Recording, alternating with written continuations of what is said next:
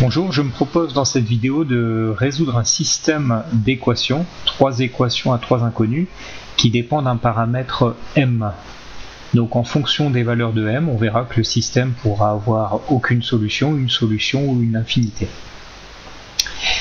Alors la première chose à faire dans le cas de ce système, ça va être d'utiliser la méthode de Gauss pour obtenir un système triangulaire. Alors obtenir un système de Gauss, je vais m'y prendre en utilisant des opérations qu'on appelle opérations élémentaires sur les lignes.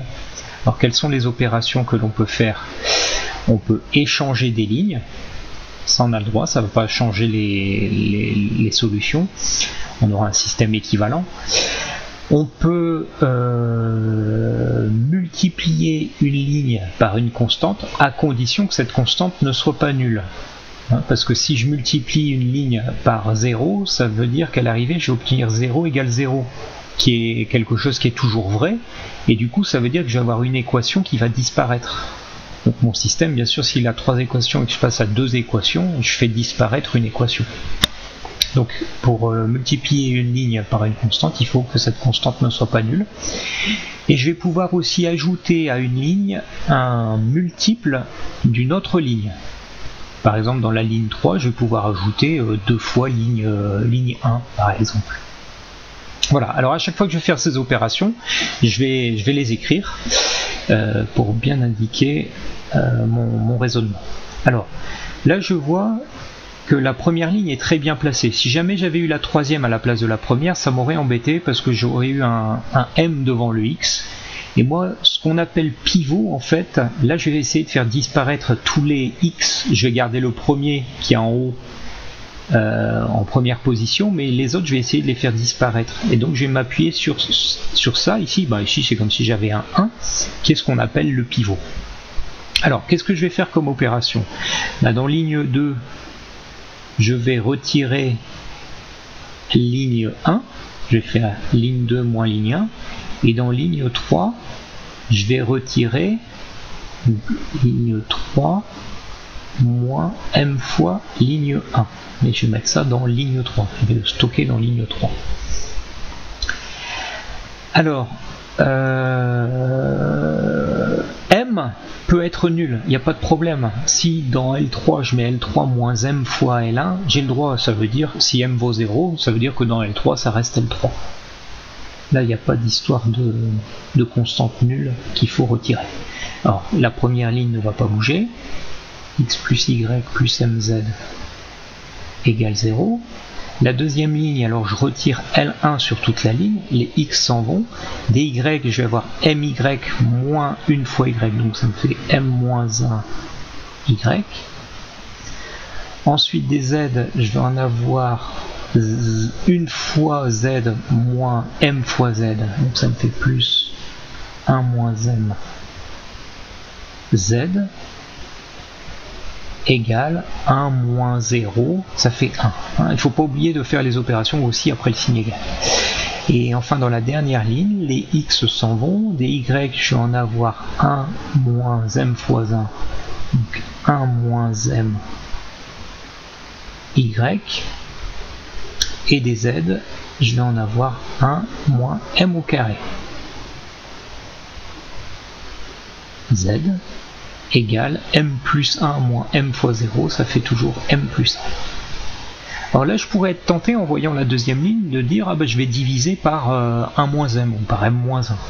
Alors ça, il faut surtout pas, parce que si je divise par m moins 1, il faut m'assurer que m moins 1 ne vaut pas 0.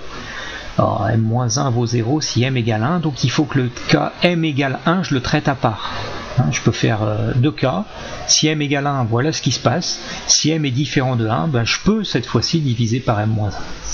Alors le plus simple ici, comme je vois, là j'aurais envie d'avoir comme pivot, me servir comme pivot d'un 1 ou d'un moins 1 devant y, mais j'ai m-1. Alors, mais ça me pose pas de problème parce que je vois qu'en dessous, j'ai quelque chose de très proche, en fait j'ai l'opposé. Donc plutôt que de venir mettre 1y en divisant par m-1 toute la ligne et en traitant le cas m égale 1 à part, ce que je vais faire, je vais directement ajouter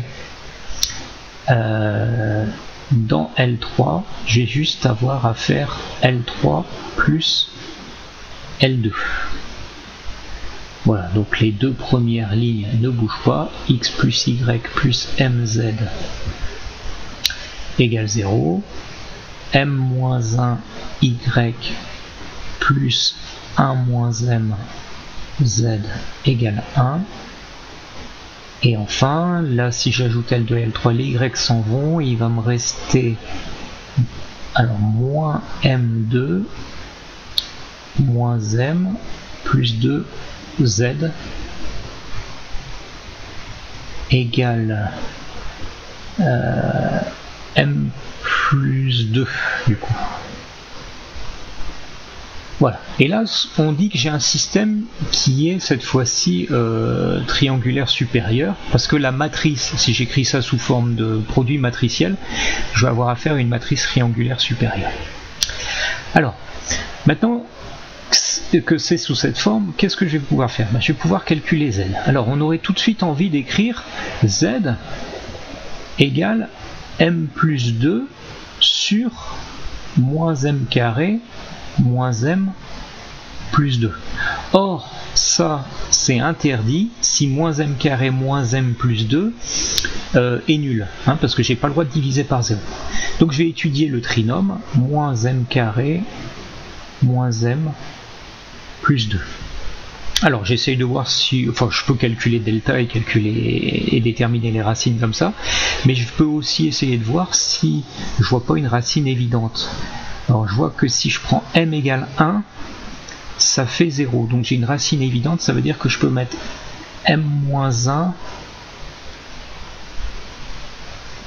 en facteur. Alors ça va faire m moins 1, je vais me retrouver avec un qu'est-ce qu'il faut prendre ici, m plus 2, oui, et mettre un moins devant, parce que les racines du coup sont moins 2 et 1, et si je développe je vois qu'il me manque un petit moins 1 à mettre en facteur, donc je viens mettre un moins devant les deux parenthèses. Donc voilà, donc je vois qu'il y a deux cas qui vont me gêner, c'est les cas m égale 1 et m égale moins 2, où je ne vais pas pouvoir faire ma division. Donc je vais traiter trois cas, c'est pas grave. Donc premier cas, si m n'appartient pas à l'ensemble moins 2, 1. Donc ça c'est mon premier cas. Là je vais pouvoir écrire ça. Alors ce qui est bien c'est que ça se simplifie parce que on a vu que ça pouvait s'écrire m plus 2 fois m moins 1, donc ça va faire z égale moins 1 sur m moins 1. Ce qu'on peut aussi écrire 1 sur 1 moins m. Alors une fois que j'ai ça, je vais pouvoir remonter à L2, la ligne 2. Alors, qu'est-ce que me dit cette ligne 2? Elle me dit que m-1 y plus 1 moins m fois z, ah ben ça tombe bien parce que z c'est 1 sur 1 moins m, donc ça va me faire finalement 1 égale 1. Alors du coup, je me retrouve avec y égale 0, parce que je dois avoir m moins 1 y qui vaut 0, et comme m ne vaut pas 1, ça veut dire que le y vaut 0. Donc ça implique que y égale 0. Et je reporte tout ça dans la première ligne.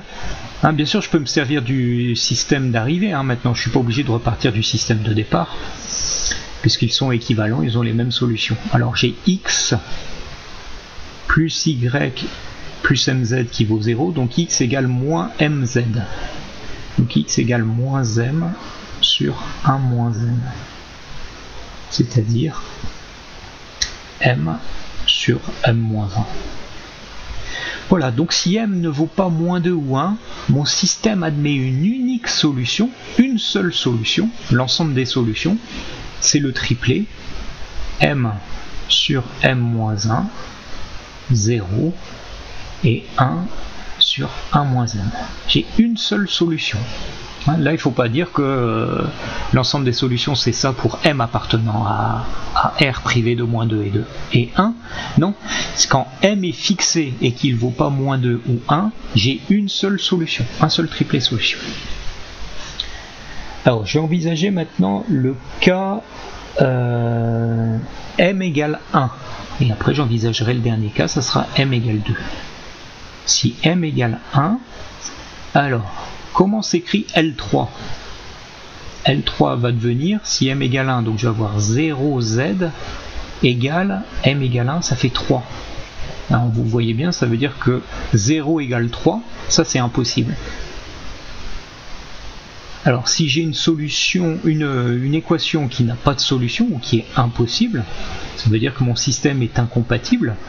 Du coup, l'ensemble des solutions est vide. J'ai pas de solution. Voilà, ça c'était le deuxième cas. Et enfin le troisième cas, si M égale moins 2, L3 il s'écrit comment? Il s'écrit 0Z égale 0. Ah bon, ça va ça? Ça fait 0 égale 0. Ça c'est toujours vrai. Ben, ça veut dire que je perds une équation. Je perds une équation parce que L3 est une équation qui est toujours vraie, donc elle me sert à rien. Alors du coup, je vais devoir regarder les autres. Hein, je m'occupe plus que des deux autres, mais je vais avoir deux équations pour trois inconnus. Alors ça va me donner x plus y plus moins 2z.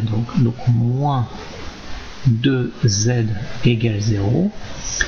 Et en dessous, ça fait moins 3y plus 3z égale 1. Voilà, alors là je sais très bien que je vais avoir une infinité de solutions. Pourquoi? Parce que j'ai deux équations qui sont indépendantes l'une de l'autre, j'ai trois inconnus, donc je vais devoir fixer un paramètre, faire varier quelque chose. Bah, par exemple, je peux dire que je prends z quelconque. Alors z quelconque, hein, n'importe quel réel. Mais à ce moment-là, une fois que z est fixé, qu'est-ce que ça va me donner? Je vais avoir y qui va valoir, alors si je fais pas d'erreur, ça fait z moins un tiers. D'accord? Et une fois que j'ai y en fonction de z, j'ai x d'après la première équation qui va valoir 2z moins y, ça fait 2z moins z moins un tiers, ça fait z plus un tiers. Donc mon ensemble des solutions, cette fois-ci, il est infini. C'est l'ensemble des triplets qui sont de la forme z plus un tiers, z moins un tiers, z, pour n'importe quel z appartenant à R. Si je prends un triplet qui s'écrit sous cette forme-là, quelle que soit la valeur de z, ça va me donner une solution du système. Alors, j'ai dû choisir une inconnue non principale, j'ai pris z, j'aurais aussi pu prendre y, qui m'aurait servi de paramètre, et à ce moment-là, j'exprime toutes les autres inconnues en fonction de y. Bah, l'écriture est un peu différente ici, on aura un y en deuxième position, mais ici on aura, si je ne me trompe pas, y plus un tiers pour z, et ici pour x, je pense que ça sera y plus 2 tiers. Hein, mais en tout cas, c'est exactement le même ensemble. Il ne s'écrit pas de la même façon, mais c'est le même ensemble.